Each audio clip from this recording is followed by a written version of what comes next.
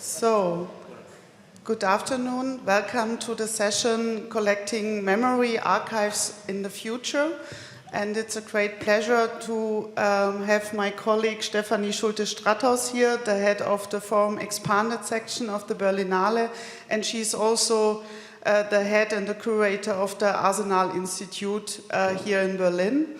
Before Stefanie will introduce you to the panel, today it's a great honor also to have Irmgard Fellner here. She is the Deputy Director General of the Department for Culture and Communication at the German Federal Foreign Office. So please give her a warm applause.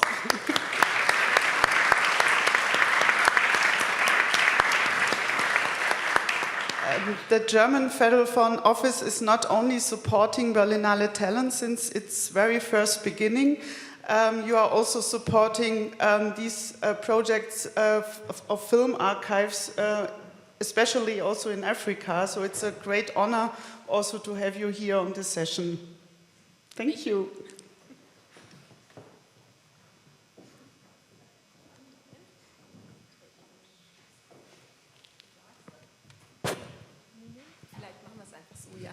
Dankeschön. Good afternoon. I'm really pleased to have so many people here in the pouring rain. It's an immense honor. The Federal Foreign Office is really a proud supporter of Berlinale Talents. And since the very beginning, we have accumulated more than 8,500 alumni all over the world, and more than 130 talents of previous years are contributing to this Berlinale, so they have come back, and they have come back big. We are really so proud that we could contribute a little bit to a network of cultural personalities, of institutions, of filmmakers that tell stories about the other. And I would like to start this introduction, this welcoming remarks, by referring to Umberto Eco, the Italian intellectual whose name of the rose is probably familiar to every one of you. He has said, and this is a quote that fits particularly in these days when we are thinking especially about hatred and racism, and we are trying to raise our voices and really urge people to stand up against racism and hatred. Umberto Eco said, hatred is caused by ignorance, ignorance of the other. And filmmakers tell stories about the other. You open up windows and doors and allow people to sneak in and learn a little bit more about the other, about other cultures, about other people, about someone else's feeling, who is probably someone you would never meet in your private life, in your daily life, but you can learn about him, what motivates him.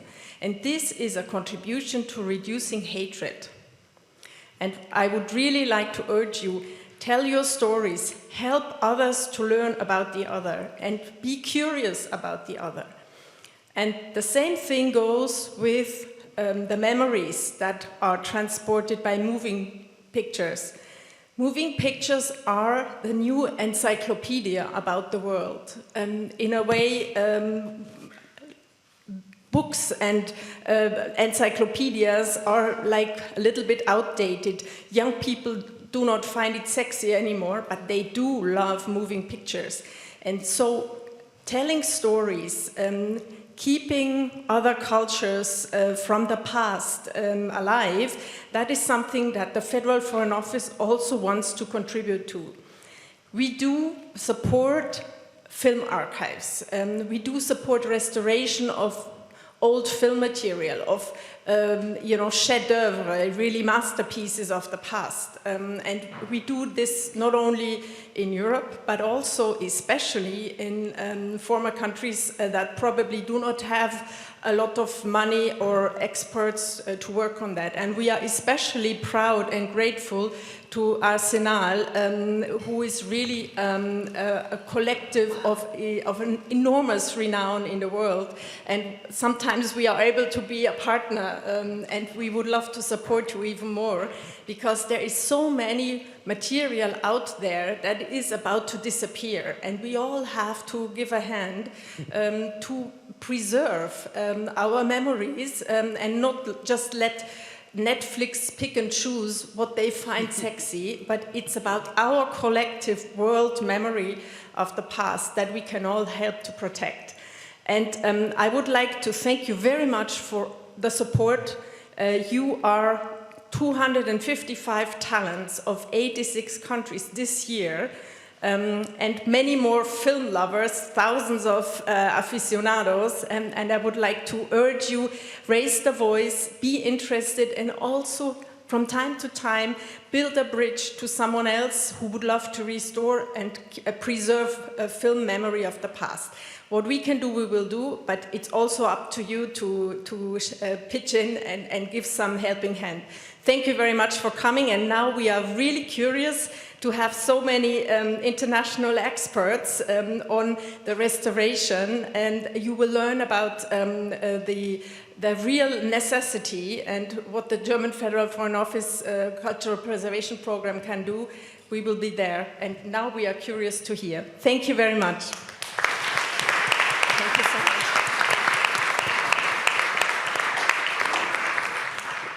Thank you both very much, and I would like to add something to that. It's true, there is so much out there that has to be preserved and to be discovered, but also because it has the potential to rewrite film history, which I think is always an important thing to do. There is really a lot out there. Since we are going to talk about memory, I would like to share my very first memory of my work in a film institution, which is quite a long time ago. I started actually working in a film archive, in the Arsenal Film Archive, almost 30 years ago, and my job was to prepare the film prints to be shipped to other places where the films were shown. And for doing that, you had to fill out a form, and you had to know the weight of the film. So the first thing I learned about films was the weight of films. And I can still, if you show me a 16 or 35 millimeter print, I tell you the weight of it. And this stayed with me until today, maybe simply for the fact that film matters, film has a weight, film is heavy stuff. So we keep that in mind. Berlinale Forum, which is actually organized by the Arsenal Institute for Film and Video Art, which I'm, by the way, collectively, we are 3 directors, so it's a collective running this institution, 3 women. I'm sharing this job with Birgit Kohler and Milena Gregor.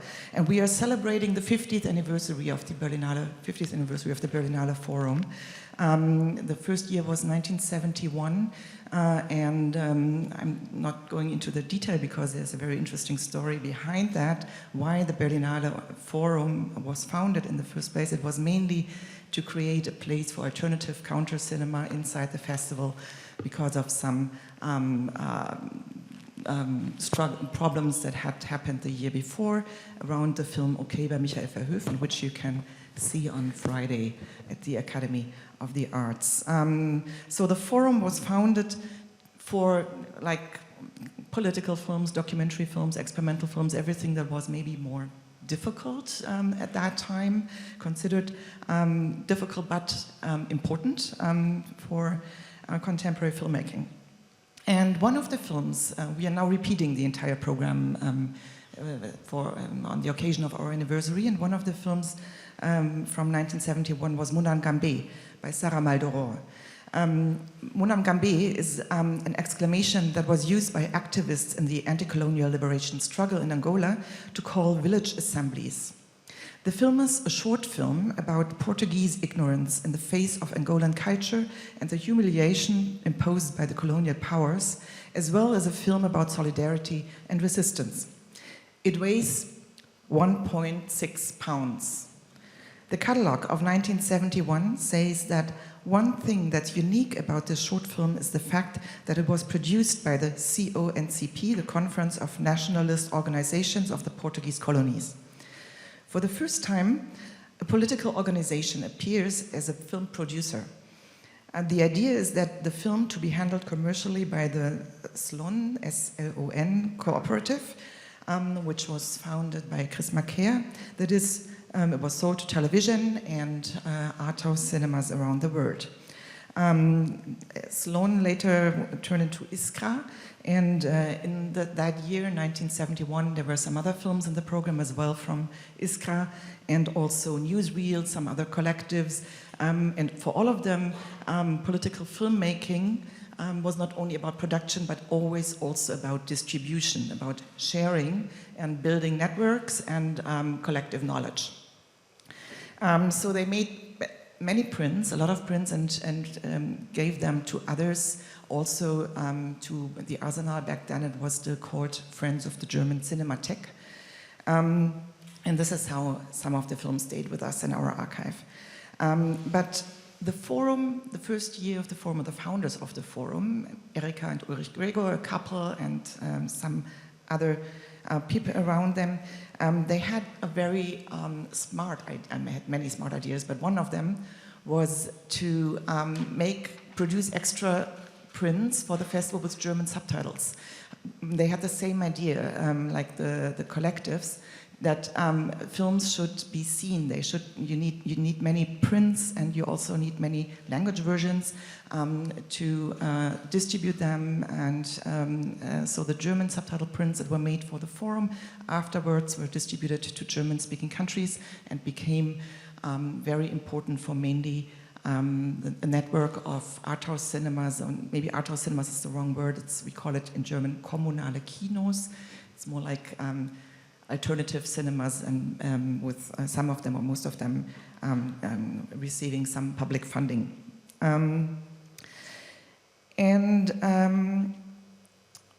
The outcome of that, or as a result of this, the film collection of the Arsenal Institute for Film and Video Art encompasses today around 10,000 titles from the international history of independent cinema.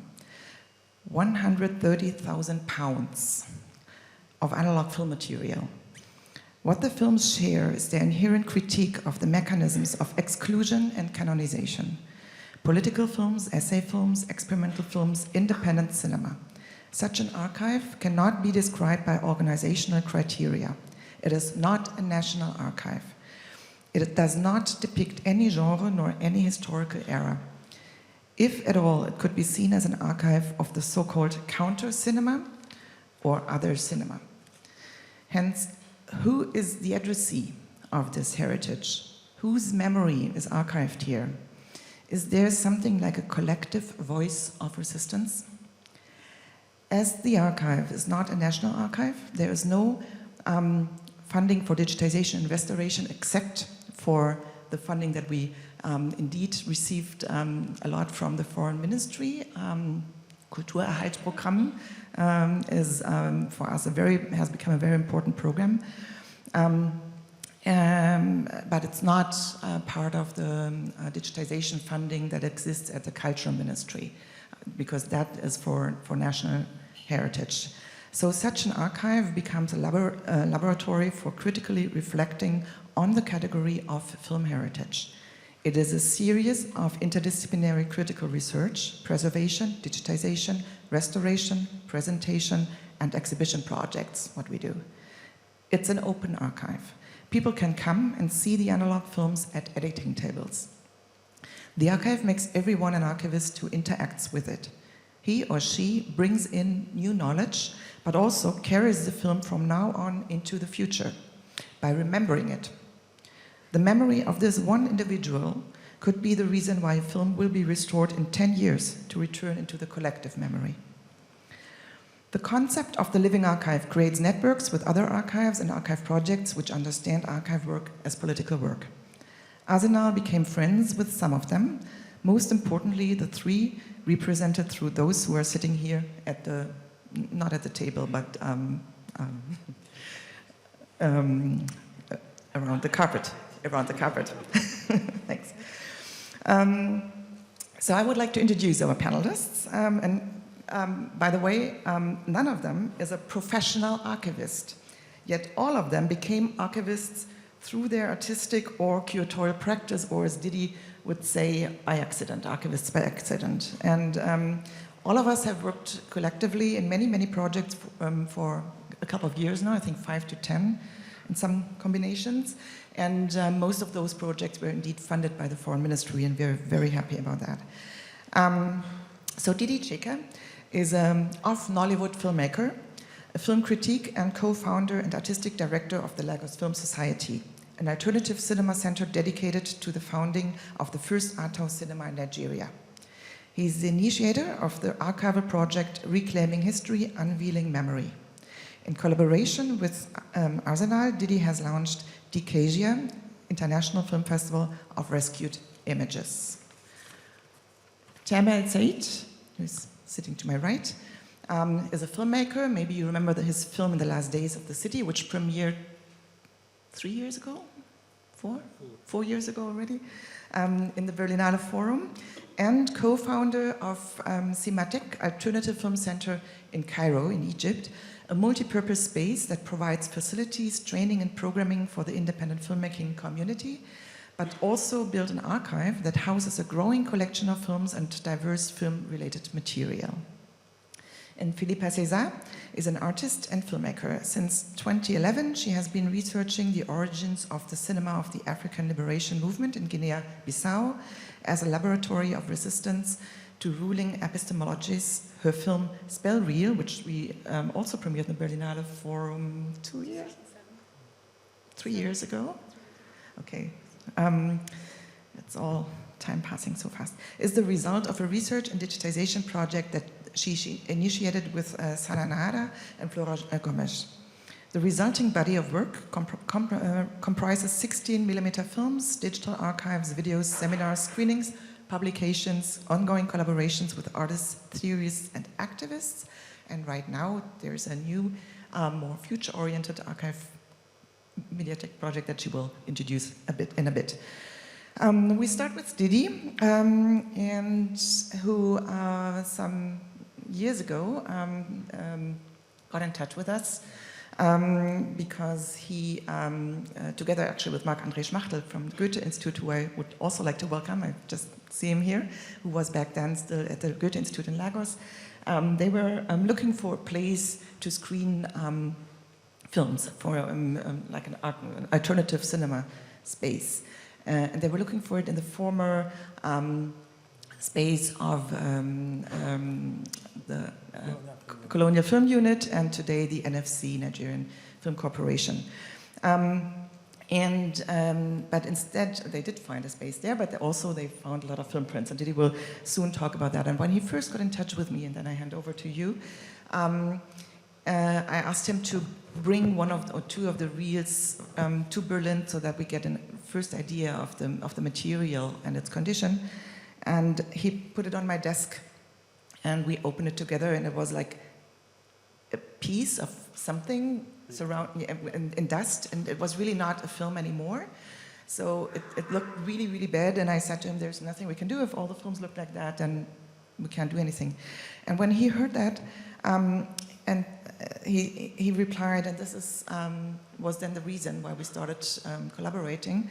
If this is true, then we should reconstruct the archive based on oral history, which is on collective memory. And this I found a very fascinating idea, so we started working together and then actually found a lot more. And now I hand over to Didi Cheka. Thank you, Stephanie. I think my first night in Berlin some 17 years ago as an alumnus of the Berlin Talent Campus. That was how we called it then. We called it the Berlin Talent Campus. Now it has become the Berlinale Talents. I think it was my first night, and Dieter Koslik, back then, he came to round us up at the House of World Cultures, which was where the Berlinale Talents was taking place back then. It was terribly cold for somebody who's from the savannah, to say, was not really built for cold, but Better Sleep was with the megaphone, and he kept on saying, if you don't come on this march, then you did not come to the Berlinale. So some of us, we managed to put on our jacket, and we went out with him in that cold, with him with the at the front with the megaphone and the little light waving it, and we took the march. And it's only natural that my second visit to the Berlinale Talents after so many years. I've been coming to the Berlinale, but this is like a return to the Berlinale Talents. It's only fitting that the rain will also be falling, so to correspond to the cold that was back then in 17 years ago. So, okay, to return to Stefanie and how we started on this project. Yes, I always say that I'm an accidental archivist. Up till this moment, I always introduce myself as an off-Nollywood filmmaker. And it's also instrumental, significant that whenever you talk about Nigerian cinema, what comes to mind is Nollywood. And this is what happens also in Nigeria, that, yeah, this is the mainstream cinema, everybody knows Nollywood. And of course, internationally, they also screen Hollywood movies in Nigeria. But we said, look, we want a space for filmmakers who want to go beyond Nollywood. And we also want a space for people, an audience who wants to see cinema beyond Hollywood movies. So in collaboration with the director of the Goethe Institute back then in Lagos, we founded the Lagos Film Society as an attempt for us to found the first art house cinema in Nigeria so we could screen other films like every film culture in the world. We wanted an alternative, avant-garde or independent cinema to exist alongside the mainstream so that filmmakers in Nigeria are not just all being pushed to produce the same thing about Nollywood. By accident, we find ourselves using the space of the old colonial film unit in Lagos, and we have been there for like a year screening movies that the mainstream cinemas don't screen in Nigeria. And it was, I think in 2014, it was Mark Andre who said, what was behind the building at the back? And the door was broken, so we took a step through we walked through the broken doorway of the building at the back, and we stumbled upon hundreds of rusted cans of film reels, and it was incredible. The question was, what were in these cans of films, and what processes of forgetting triggered this mass burial of these films? We knew, of course, that we couldn't just walk out and leave these films there. We need to know what was in there. We need to rescue them, because what was clear to us was that it was national history, national memory that was stored in this can before and after independence.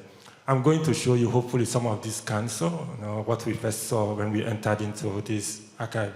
But this was how I became an archivist. This was how the project Reclaiming History, Unveiling Memory was born, as an attempt to reclaim the forgotten history and the collective memory of Nigeria. And it was all the more important to us because, strangely, some few years before we began trying to open our art house cinema, was that the Nigerian government scrapped history as a standalone subject in Nigerian institutions of learning. Now, the burden, the pressure was also on that archiving have also become a means of collectively accessing what has been forgotten, whether more or less actually consciously. Our point of entry actually was the word, where specifically for me was the word from Ghana. It's called Sankofa. I always use this example all the time. And it's depicted by a bird flying forward with its head turned backward, trying to reach for an egg balanced on its back. Sankofa simply means it is not taboo to forget. And implicit in that interpretation is that in order for you to move into the future, you have got to return to the past. So this archival project was actually an attempt for us to return to the past, to retrieve collective memory that has been lost. And I think this is intended as just an introductory speech, so I hand the mic over to other people. Am I running ahead, or am I taking too much of my time, or should I go on for a while? Am I taking too much time, or should I go on? Or this is an introductory speech? So we should show the film now? Okay. please, if you can show a little bit of the film, so what that we have constructed from these rescued materials. So. Okay, this is actually a compressed version which I upload of what is actually screening at the group exhibition of Forum Expanded. So, and there are still images coming, the still images of our beginning work at the archive. So after we had got in touch with the Arsenal, so the idea actually, of course, was because there was controversy at first. Why do we need these images? Why do we have to go back in time?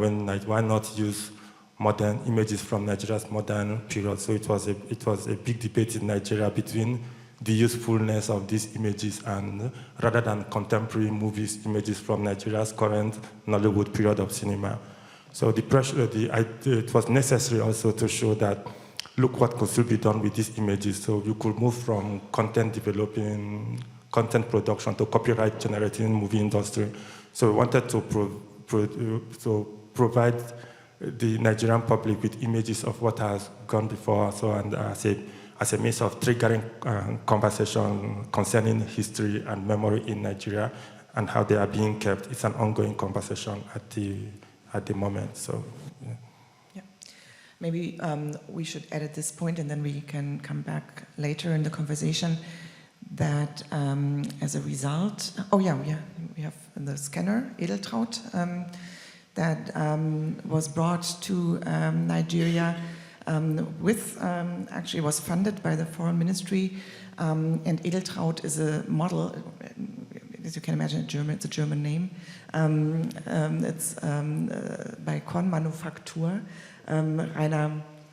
Rainer Meyer designed it and built it also for Cinematech, and actually, and this is interesting, like a very technical but very important detail, that Philippa César in her project in Guinea-Bissau, which started already around more than 10 years ago, also worked with Rainer Meyer, and he, back then, because the footage he found was in really bad shape, agreed to give his scanner to digitize them all, because it was the first prototype, and it kind of died in this project because the films were in such bad shape. So he designed a second prototype which then went to Cairo to Cinematech. So they also have Edeltraud now, and then after that, after we had digitized most of the Guinea-Bissau films and some other films from a Sudanese archive, we thought that it would be better, because the archive in Nigeria is so big, that it should be done there, to bring the scanner there. So Edeltraud is now also there, and the good thing is now there are 3 scanners in Africa, at least 3 scanners that we know of, and 2 of them are Edeltraud, and this creates also the possibility to collaborate between Nigeria and Egypt and other countries, because things can now be done and digitized on the continent. And then one more thing before I hand over to Tema is that as a result of this collaboration and the beginning of the digitization of this project, the Frankfurt University came in, the master program Filmkultur, a master program at the Goethe University for film archiving and curating.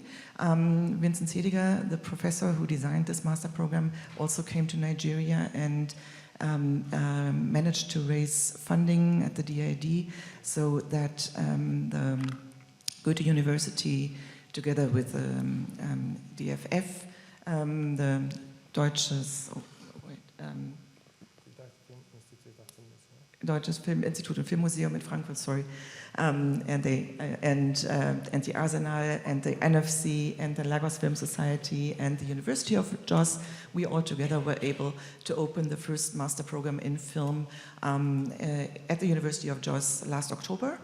And the people who teach there and who do now the archive work, because the archive is located right next to the university, they are trained in Frankfurt and in Berlin to teach in Nigeria. And so this is also, I'm also saying that to spread the news, because everyone can apply for this master program in Jos from now on, so to say.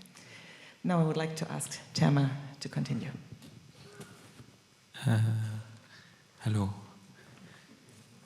So I mean, I don't know. Let's hope that I can make it in 10 minutes. As like memory is so huge. So basically, I was interested in archive, like, I don't know, since maybe I was a child, because basically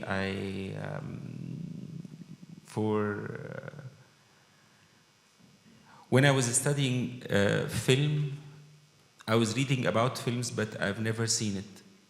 And I wanted to watch the films that I'm studying. So basically, you read about many films, but you don't know how to watch it. And many of these films are Egyptian films. And in Egypt, we don't have public access to, like, there is no public archive that you can access when you can go and watch film or read a book or whatever. So that there is an archive, or maybe there is, I'm not sure, but there is no access to this archive. I think when we started to found Cimatech, we had this idea that we didn't have the idea of having the archive. And one day we were visited by like a very famous, like legendary documentary filmmaker from Egypt, Atiyat al-Abnoudi, visited us. We were still like setting up the space, and she donated her personal archive to Cimatech. And then we said, but you know, archive is not part of our mandate. And she said, but you should make it part of it. And I understood later on why, because once we announced that we can receive some archive, every day we were receiving so many books, so many boxes of personal archives that comes from different people, filmmakers and even friends and people who don't know about us. If you can put the presentation, maybe I can show you some pictures how we were receiving these archives, and then the process of sorting out all these papers and films were so difficult, because you need this is not an easy process, because you don't know what to do when you receive all these boxes, and we need to train a team. We were very lucky to have Yasmin Dessouya, who studied film archive and restoration in NYU in the States. And she, at that time, it was during the years after the Egyptian Revolution in 2011. So she decided to commit herself to this work for so many years. I will get back to this later, and now this is like how it's displayed.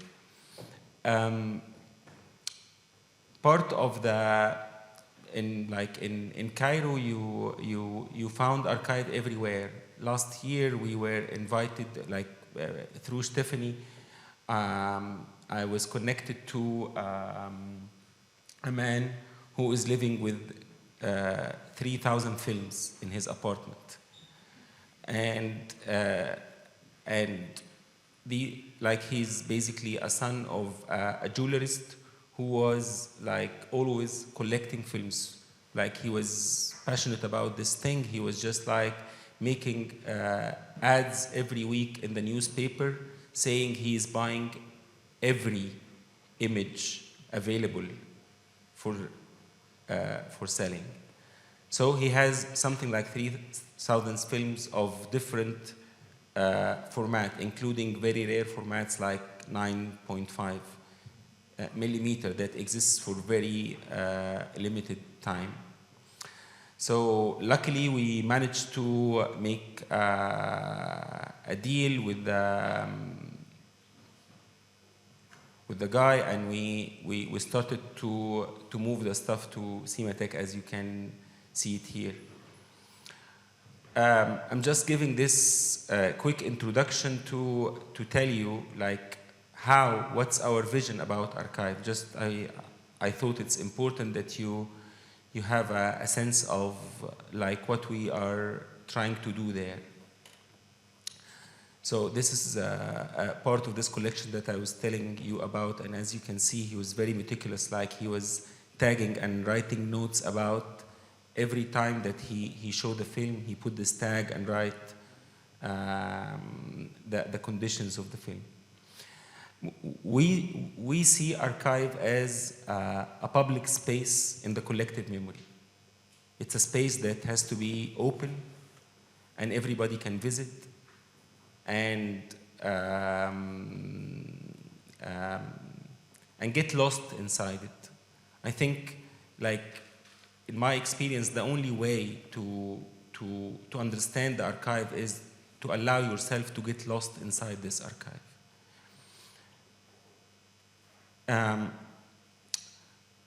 Like archive is not only a way to keep the past. I think archive is a way to ask the future.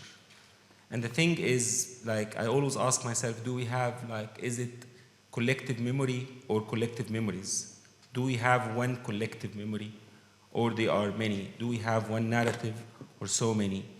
Like the way we look at archive, it's a way to encourage people to doubt the narrative and to come up with new narratives.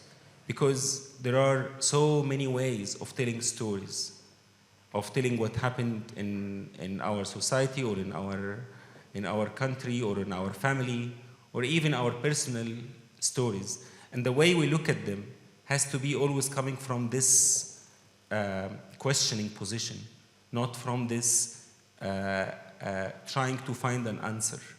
And this approach is very crucial.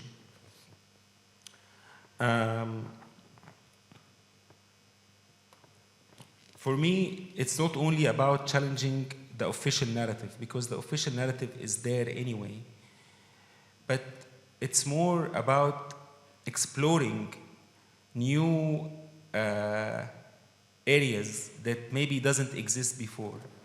And this is including what Stefanie was mentioning of rewriting the film history. I think this process of rewriting the film history is an ongoing process that comes with every image we discover, that comes with every image we look at, and that comes with the way we look at this image and connect it to a context, not only a context of the making of this image, but also the context of showing this image. As someone who came from this part of the world, I'm always between these two, I would say, fires. Like, I don't know how to say this thing. So, there is this expectations that comes from me that I should explain something about where I come from. And from the other side, there is always this expectations from my state to promote a good image about my country. And neither this nor that is what I'm interested in doing. So, and basically, this is the main thing. What's the difference between the interest of the one who is creating the image and the one who is consuming this image? How we look at the image in a way that trying to reread this image within the different contexts of showing it. How one image can immediately turn into something completely different depending on the context that we are showing it. It's exactly like speaking about certain issues in Cairo. I found myself taking almost the opposite position of taking about them if I'm here. And it's the same. So I would say the image has its own life. It appears between us. It's communicating with us. It creates this kind of real relationship. can be your friend or your family or someone you like or someone you hate. It can argue with you. And this depends on how much you allow yourself or to open yourself to this image to come. I don't want to speak more because I really would like to use this opportunity to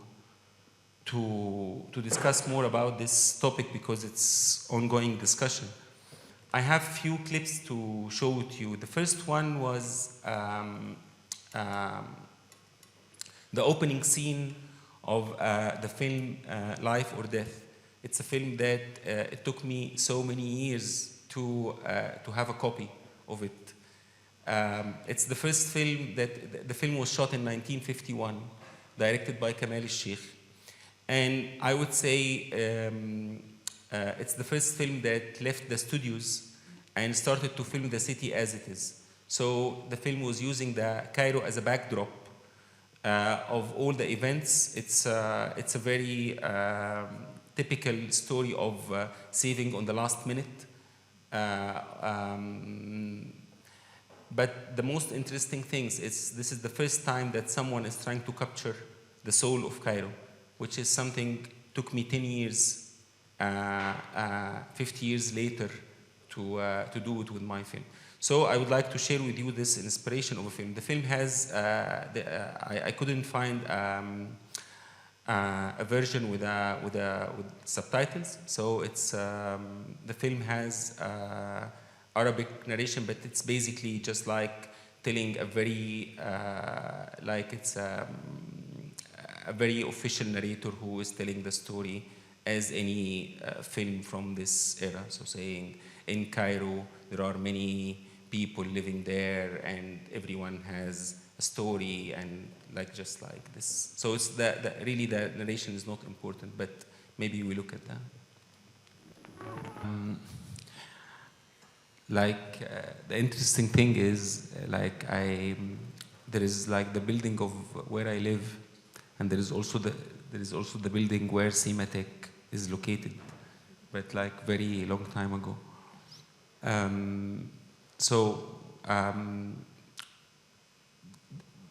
Back to like what I wanted to say is the way we look at our city at that time, and also I filmed in the same streets, but 60 years later, was like a kind of feeling that it's as if the image of the city is creating these layers as the layers of the history. So, and when you connect these layers together, you come up with new question every time. So it's like a puzzle that you reconnect, and when you reconnect, you allow yourself to raise new questions. Actually, I feel like I took more than 10 minutes, so maybe I stop and we continue or yeah, maybe we can also show this last. Yes. So the second clip is from Atiyat al-Abnoudi. It's actually something I would like to share it with you because Atiyat was the first woman documentary filmmaker in Egypt, and her work was a big inspiration to many generations. And we wanted to make a kind of a retrospective to her work in Cinematech for the whole year, and it was difficult because she was sick, and every time we tried to plan something we couldn't, and then all of a sudden she died. That was in October 2018. On the same week, we realized that we have this 35 millimeter can of films that we didn't notice before, and it was coming from her. And then when we put it in the scanner, we realized that we have actually some images of her, like it's not a making of, it's like she was filming herself during her study in London. So we took this and we scanned the material and we made it like the opening film of the retrospective. A year later, when we did this program in Arsenal, by coincidence, in a discussion between Stefanie and Claudia von Allemann, the famous German director, she realized that actually she was working with Atiyat for so many years in a feminist group all over the world to support the feminist movement. So Stefanie decided to, she was suggesting to invite her to the opening, which was a great suggestion. Claudia came and we played the clip that you will see today. And then she said, oh, this is Katja Forbert, yes. This is Katja Forbert, the camera woman. I know her. And she was working with this filmmaker friend. No, she was, yeah, with Helke Sander, actually. She shot Redupers, die allseitig reduzierte Persönlichkeit. And then there was a man who was like, every time I look at him in this clip also, I was saying, I know this face, but I can't remember who is he. And when Stefanie asked me to prepare something for this panel, I was in Beirut. So I was staying with a friend and I was going through the material, and then I picked this one. And while I was just revising the shot, my friend said, oh, this is Maroon Baghdadi. And then all of a sudden I remember, yes, this is the Lebanese filmmaker Maroon Baghdadi who died at the age of 42 in a very sad accident. And maybe this is one of the very rare images of him. So this clip kind of grew with the time, and we know very little about it in the beginning, and then we know something, and who knows, maybe one of you can tell us something also tonight. So I leave you with this thing. Yes. I leave you with this clip, and thank you so much. And have a close look and tell us who you recognize.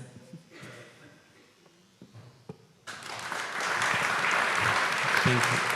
So, just I want to say something in the end. Yes, I agree. Archive is very collective, but it's also very personal. Yeah, thank you.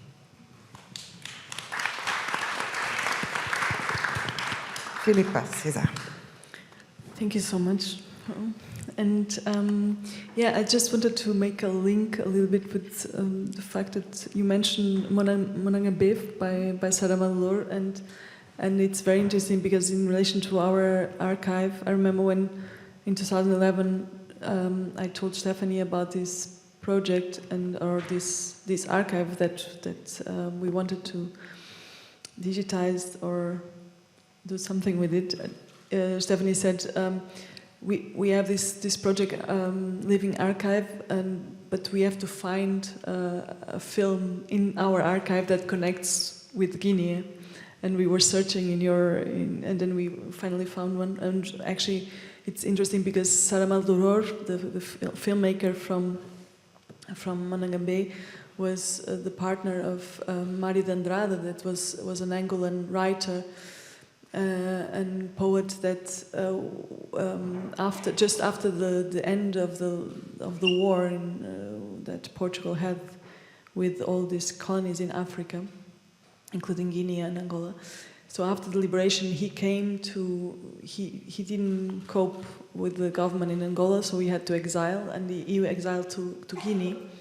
And it was him, together with these 4 other filmmakers, Sananada, Flora Gomes, José Bulama Kubumba and Josefina Lopes Crato, that they found the institute. So Mari de Andrade became the Minister of Culture, and in a way there's all these links that connects actually the projects, like in this kind of solidarity movements and film connections. And what is interesting was also that Sarah Malraux was very much in connection with Chris Marker, and Chris Marker, and then she asked Chris Marker and Marie Lanade also to go to Guinea and help building up the Film Institute, in '76. So it was created in '76, and he went there to work with these filmmakers for a period. And actually, the images that are in Saint Soleil, if you know the film, partially come exactly from this trip that Marker did to work with these filmmakers and make kind of an educational project with them.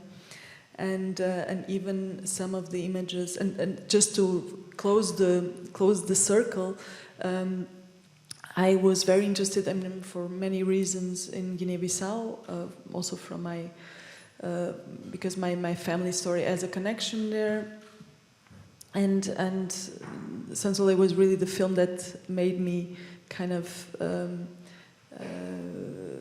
search for or understand that Chris Marker had something to do with Guinea-Bissau, because those images was there, and the film was like a pendle between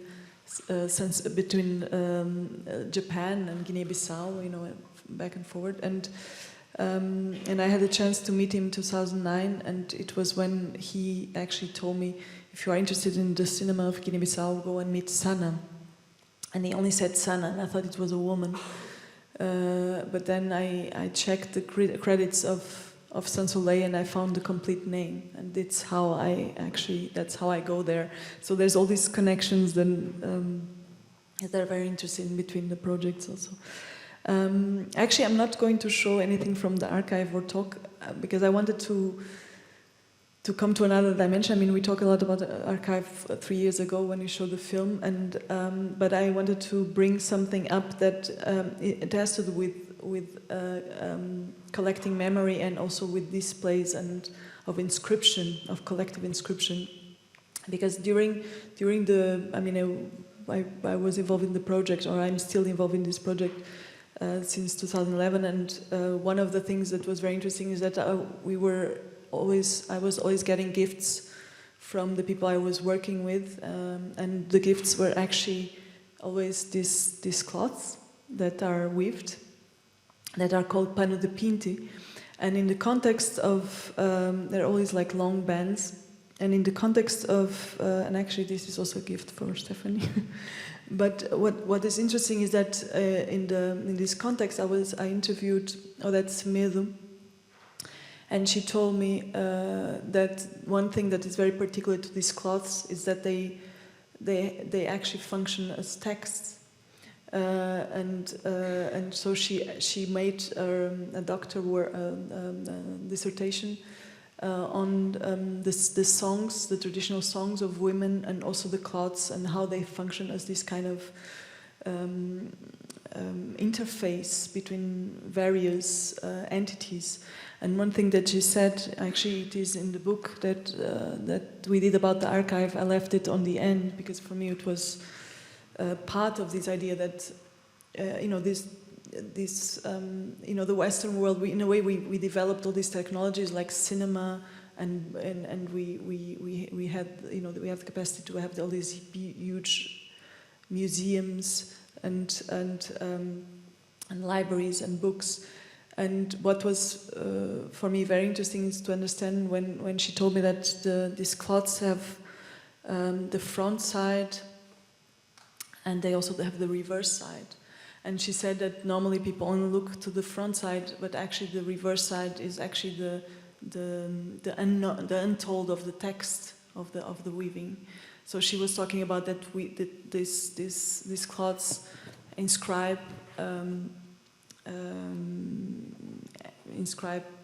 information, but also they have the reverse side that is like undoing. It's more like she said, like from the other side you can actually deconstruct, because you can cut the threads and you can deconstruct also. It's from the reverse where actually you understand the structure of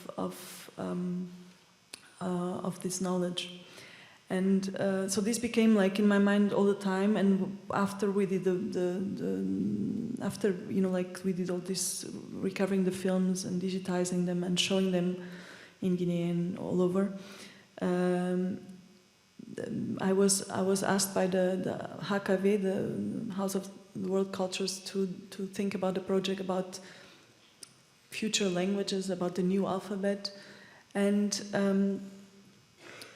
also this was very much connected with computation. I mean, they were searching for like research on computation, and then I told them that these cloths actually they have very interesting. They are actually supports of collective memory, because they inscribe various events that happened. So, and it's interesting because like from the region of these cloths, actually, I mean, we can. I mean, at that stage we cannot really track it, but we know that it's already there before the Portuguese arrived and started the slave trade on the West African coast 500 years ago. But what she said is that originally the cotton plant was in the in the courtyards of the houses. So you would have your own cotton and you would weave your own cloths. But with the slave trade and the beginning of the plantation complex of cotton in Cape Verde, that are these islands in front of West African coast, basically the explosion of cotton also made the explosion of these cloths, and they exploded in their production as well. And what is interesting is that even, I mean,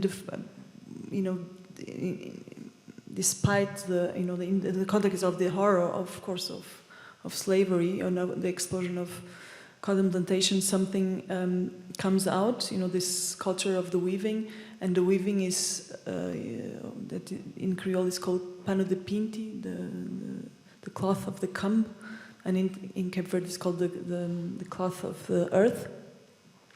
And it also became currency because they were so special that they became currency, and they were used in mainly for rituals and also as shrouds, to involve the bodies. That's why they are long, and they're long stripes.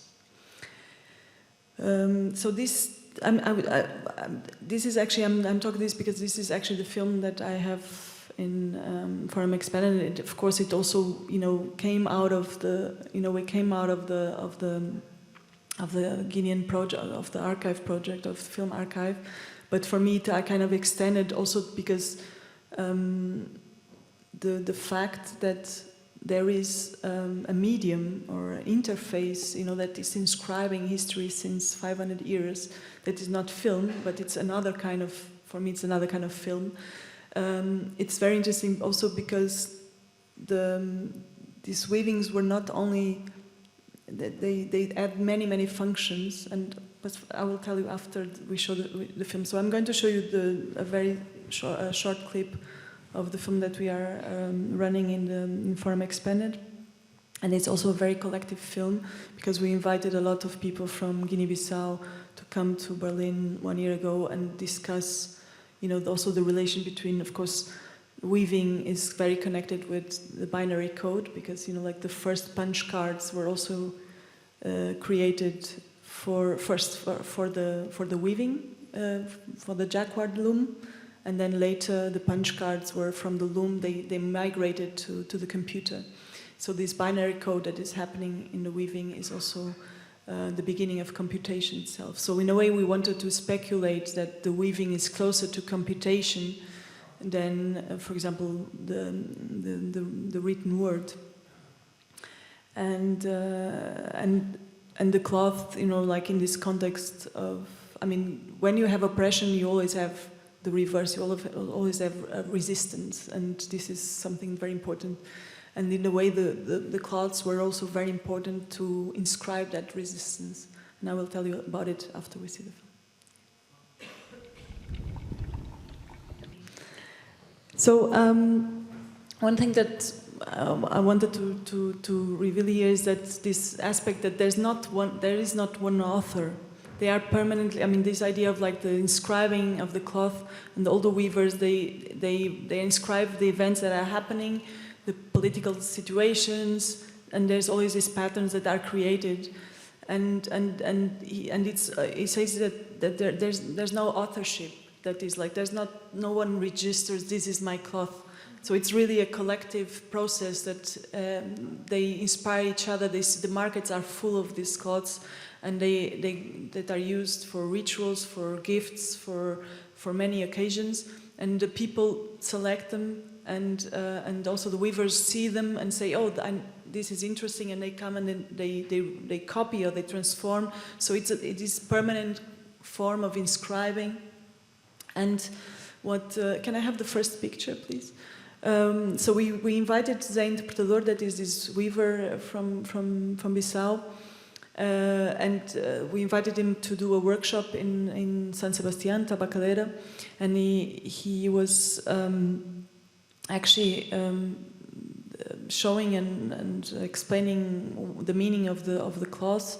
And he also revealed something very interesting that, for example, during the colonial war, they had two cloths that they use that function as signs, as codes, to give an information. For example, when many people would come to a place, a public area in the city, in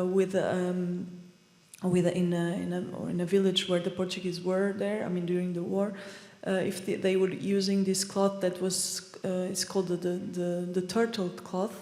It's a very abstract cloth.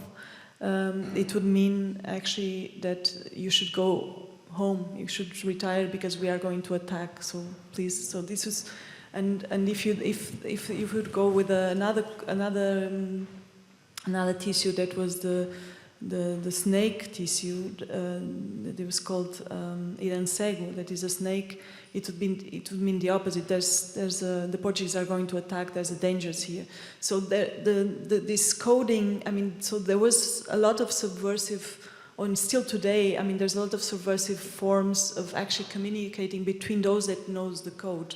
But at the same time, this what is very fascinating is that in a and this is the knowledge that I think it's so important for us to retrieve from this project, is that these cloths are transversal in terms of they are used by all the ethnic groups. Even if you have 32 different ethnic groups with different language, different cultures, but the cloths are in a way some kind of interface that connects them all. And all of them can bring and entangle their own imaginaries. And I think for me this cloth as this kind of Creole object or Creole product, it's very interesting because it has a lot of potentialities there that I think can be explored also in today's dangerous movements of nationalisms and xenophobia and so on. So in a way, this project was very much about understanding how this surface, I mean, it's a kind of a skin, it's an interface, it becomes, in a way, like also this idea of the shroud, something that is evolving, a body that died, but it goes with a kind of a history back to the earth. And the cloths often inscribe animals, sacred entities, political figures. For example, in the poster we used one that is very, very interesting because it's the one that is in the poster of the film. It's called Guinea Melhor, Better Guinea, and it was actually a propaganda program during colonialism to make, like, during the war, to make a better Guinea. Like, there was a movement of, like, we are going to, be good to the Guineans. And so this cloth actually inscribes houses and plants, and it was like about something that we don't know exactly if it was, ordered by the Portuguese itself to inscribe, or if it was just a mirror of that propaganda, but it stays, and it's part of, you can still see them in the markets. So there's all this kind of like other forms of. I mean, I know like 1% or of what is actually at stake here, of course, because I'm not in that culture. I was just like understanding how this cloth becomes a kind of a form also of connecting. And I just wanted to show you, for example, this idea of finishing now. No, yep. Sorry. Okay, so I just wanted to give an example. So, but maybe it doesn't have just an example of how one cloth was created. No. Yeah. Okay. So Zev, for example, when he went to Spain, he wanted to give one cloth to the woman that was organizing, like the producer from Tabacalera. And can you? I'm the one. So he told me that he didn't found the only thing they found was this image on Facebook of her, and it had this thing that was she was hiding herself on a plate saying "Cuidado art." So he produces this for her, and with the colors of Barcelona. I mean, this idea that he wanted to take something and take something from her and from the culture where he's going, entangle in his own, language, and then give it to her. So this is a very Creole gesture and also a very, I think, important gesture. That's it. Thank you so much. This is, I think, not only a very a beautiful way to show different ways of not story, but maybe about history telling, or also subversive ways of storytelling that also film archives can bring to the surface in a very beautiful way, and also, of course, in a very nice way. It connects all the projects because they are also, as we now mentioned a couple of times, very much interwoven. One last example would be the film Shehu Uma, which we restored from Nigeria together. Because it is a story, a film from '76, a story about a slave trade between Nigeria and Egypt, and who knew that the slave trade existed. So we also showed the film, of course, in Cairo at Cinematech. Thank you so much for that. I think we are very late, but we will still a few minutes, I think, from whatever comes after, probably a break. And I would immediately, because it is so late, open to the audience before we just continue here. Is there any question at that point or comment?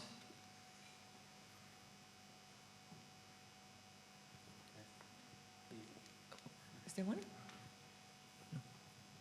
No. Yes?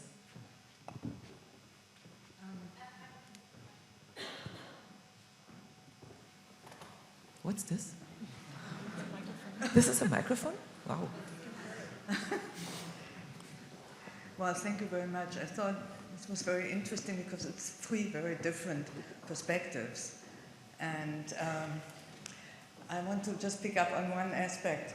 When you were saying the archival material, who has produced it?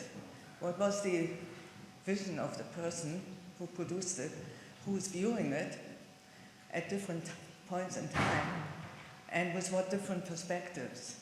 And I thought that your project was interesting in that aspect because you were already adding the view of the viewer to the material you had. You found the historical material you had, and we are now called upon to look at it with our views. So I think that was very, generates a lot of, a challenge, to how do I relate to the original material, to your comments on it, and to what we know today or what our own experiences are.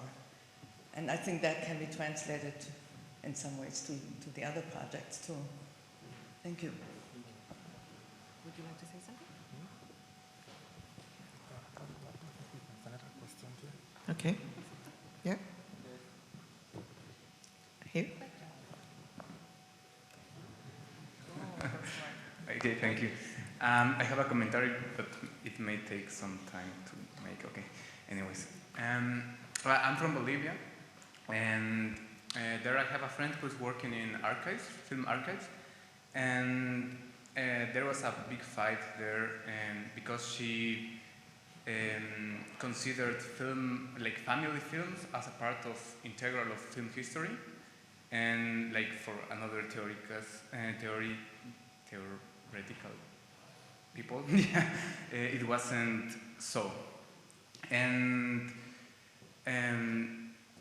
afterwards, I look into my own family and I try to find like some archive of my own family memory. And I didn't find it because my family is coming from the countryside and they didn't have a camera at the time to prove that, like to take photos and like record the reality. That brought me into the thought that poor people doesn't have the right to remember in somehow in different contexts. But I thought, okay, maybe that was something specific from those generations or from those times. And I thought, okay, we live in these times in which there is a more democratized access to recording, to cell phones, to filming, and therefore it should be a more accessible way to have these films to remember and to live as an act of remembering. And but afterwards, having the same discussion between the difference between film and digital, we reached the conclusion that digital is so fragile medium. For example, film is something physical, and it could be preserved more easily than digital. And I was thinking that in these times, each memory that is being recorded, especially with cell phones, is getting lost somehow. And I just want to throw the question if you have made thoughts about preserving digital memories, especially from groups of people that maybe they won't have an access to preserving them easily. Yeah, okay. Yeah, when we first encountered these images from the archive, I remember a filmmaker back then we had not discovered, Shehu Umar, when we began with the first symposium on reclaiming memory and unveiling history, was that an old filmmaker from the first generation of Nigerian filmmakers, he said to me that, look, those images in those archives, they are not interesting. You should destroy everything there. They were made by the colonial masters and they are colonial images. It raises a crucial question of what do we do with these images? Yes, these images were produced from a particular point of, from a particular gaze. But who has produced them? They were produced mostly in the colonial period as sort of ethnographic anthropological images. Do we now say it was a challenge that we confronted, that we no longer need these images because they were produced as the other? And I felt that, yes, so what happened to the audience who is viewing them today? When we projected these images in Nigeria and elsewhere, we said the challenge was that how do we produce these images? How do we present them in such a way that we are not also reproducing the colonial gaze? It's an ever-present challenge, and I think it broadens the conversation that surrounds images from the past. And what I have tried to do is to repurpose these images, to reclaim them, and use them for other purposes. I think it serves not just a historical purpose, it serves a purpose of conversation, of how do you make images to come alive? Do you give them different interpretation from what they were originally? How do you turn it into something else? And it is happening then after some weeks, some months after he made this statement about destroying the archive, we discovered a film that was supposedly lost in Nigeria that was made in 1976. So, and it's listed as a lost film, and then we saw it in the archive, and then we have digitized it and presented it at the Berlinale in 2018, courtesy of the German Foreign Office and with the support of Arsenal. But this work is happening also at a strange time. Nigeria, a given generation of Nigeria knows cinema only as digital. They have never encountered analog film. I remember the first time we screened a silent movie in Nigeria, and they just were shocked that it was silent. So it was the generation who was reared on Nollywood, and they are used to just digital, film as digital. But we are trying to save Nigeria's analog audiovisual heritage. But what was produced in 1992, 1995 in Nigeria are getting lost. So it's the challenge of, maybe 50 years from now, we are going to find ourselves in the same situation of how we try to rescue the celluloid images, but we have lost the digital images that we produce in relatively recent period. So it's an ongoing challenge which we confronted at some point in time. So because we are still working on it, how to also pay attention to what has been produced in the digital era, how do we also make sure they don't get lost? So. I just want to add that I think actually the digital era made everybody like an archivist. You know, WhatsApp is a way of archiving your communication, and imagine that when you lose what you have on WhatsApp, you make sure the next time that you make a backup, because you don't want to lose these things. And actually, like this kind of how we are living in an era where the way we communicate and the way we communicate to each other is changing drastically.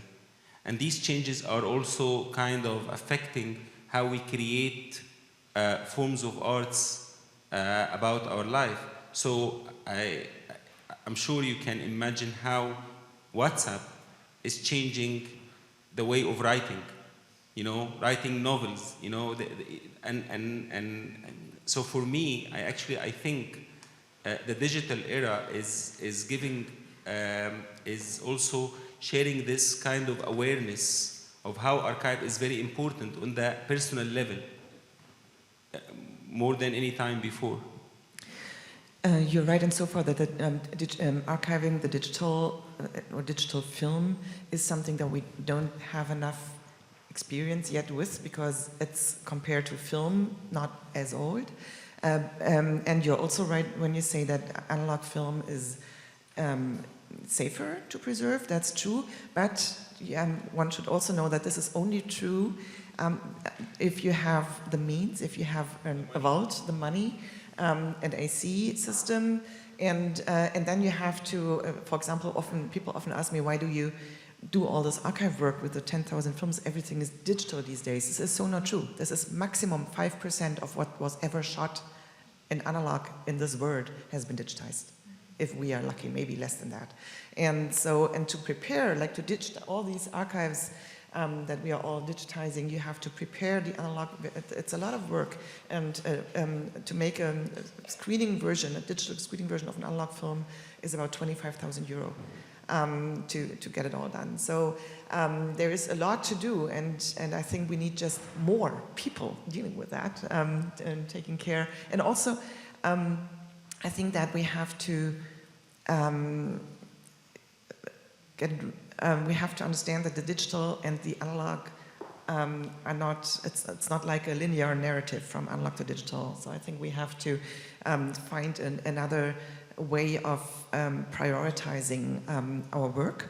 And in terms of, and this also maybe answers to the very first question, understanding that everything that we see in the moment we see it is a new film, whether it's analog or digital, and so we have to. This is how we try to approach all these archives, to start with our present interest that comes from contemporary times and go from there.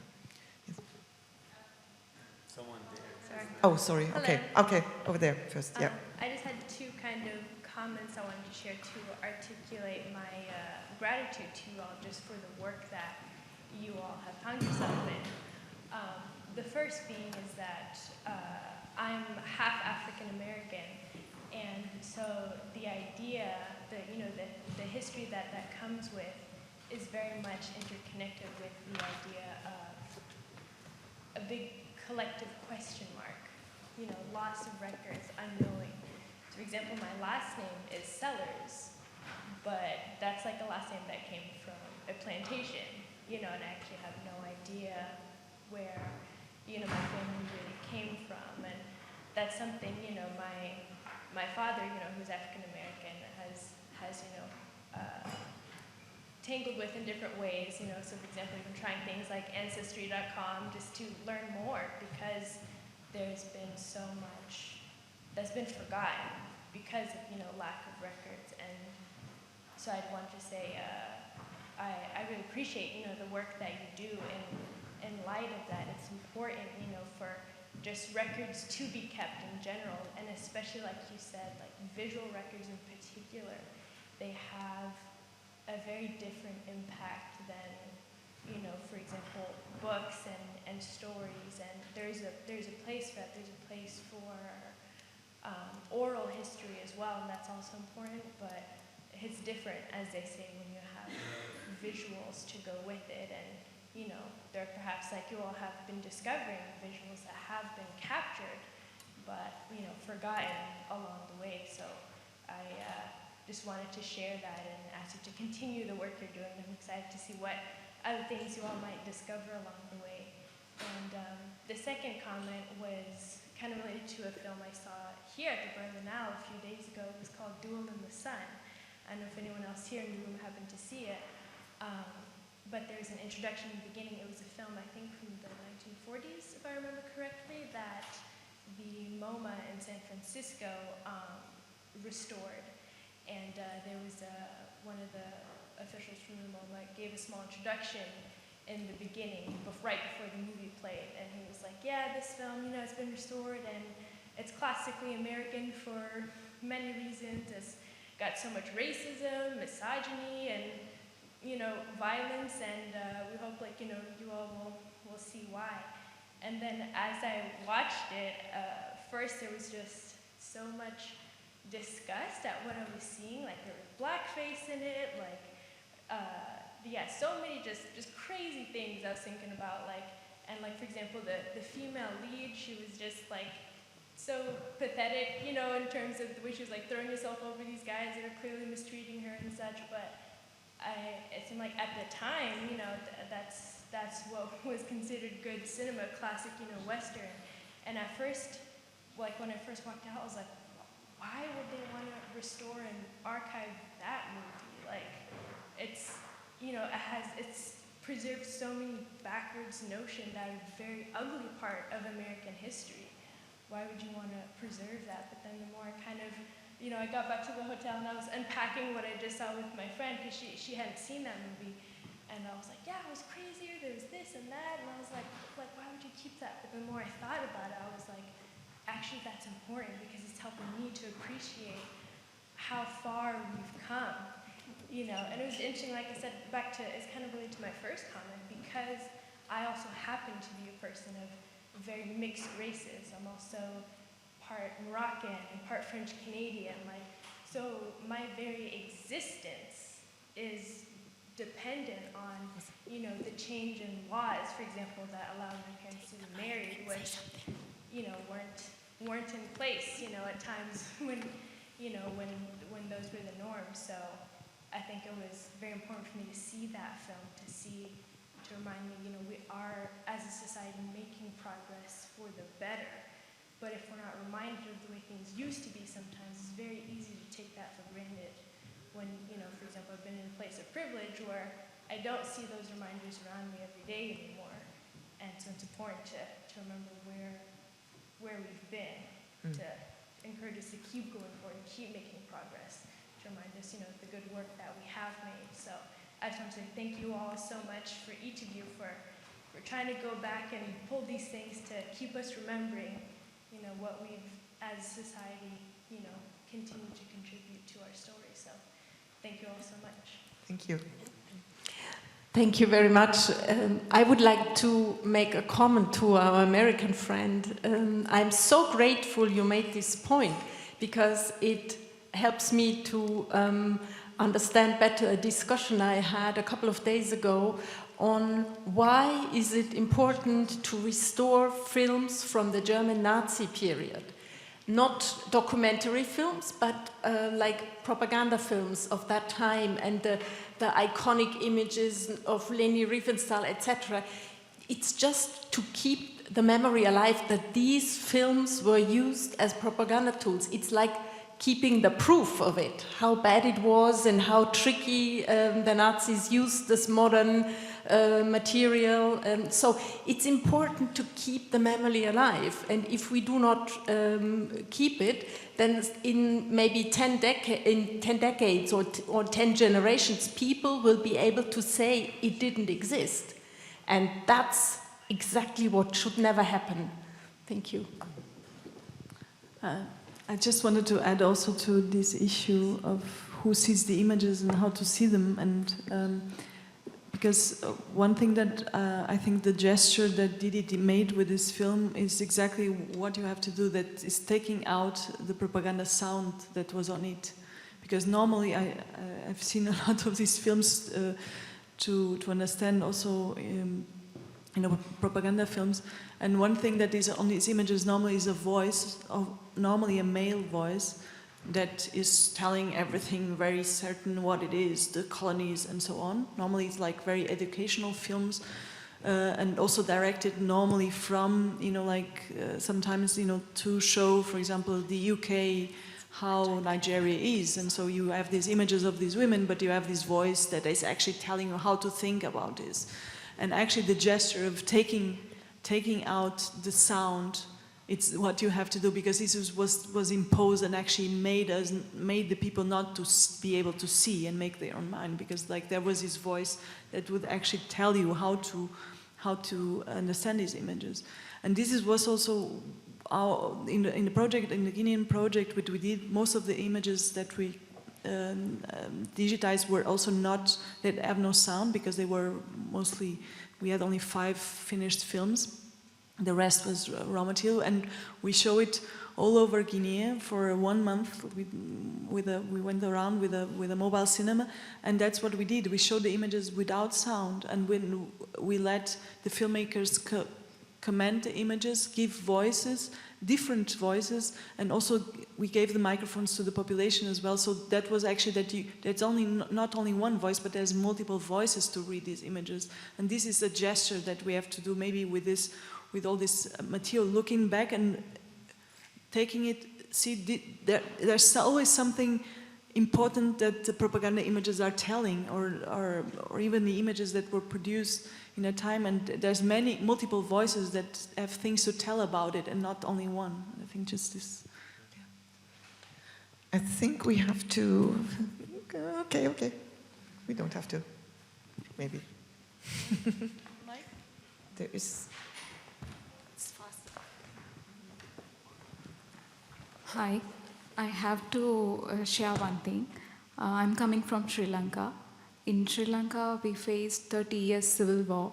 That's why we lost our film labs, theaters, and all other footages. I found a few footages in our film corporation in bad condition. They are in storeroom. So I asked them, they said it's so expensive for archive, so we don't want to do that. So this is a way of we are thinking, so that's not necessary. So how can we get a proper guidance for this, like a small country like Sri Lanka?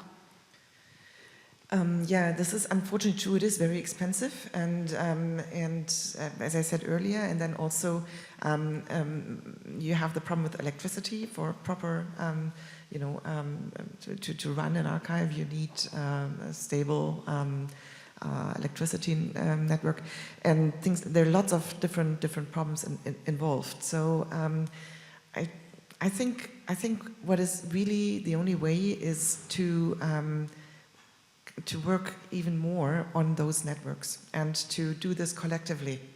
And I think also one reason why we all met, and also some other people who are not here today with us, for example, we also had a project in collaboration, and we'll still have in Sudan, is that people often got in touch with us because they heard that we don't have money in the first place, but we have, we can start a conversation, and we can create projects together, and then raise money for those projects. And Philippa is a wonderful example for how you can, by doing art projects or also curatorial projects, get things done indirectly, archive work.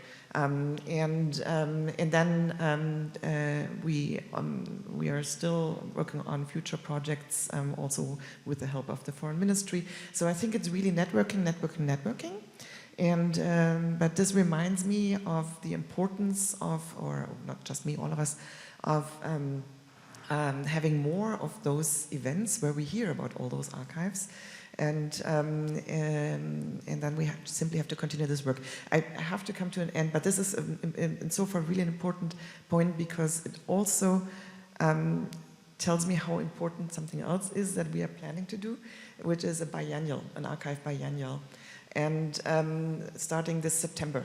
And the idea is exactly that, is to bring together two words that are not enough connected, let's say. One is all these archive and archive projects, these fragile, officially non-existing, neglected, forgotten archives on the one hand, all over the world, and on the other hand, there is a very established archive community. There are networks, there are state archives, big state archives with money.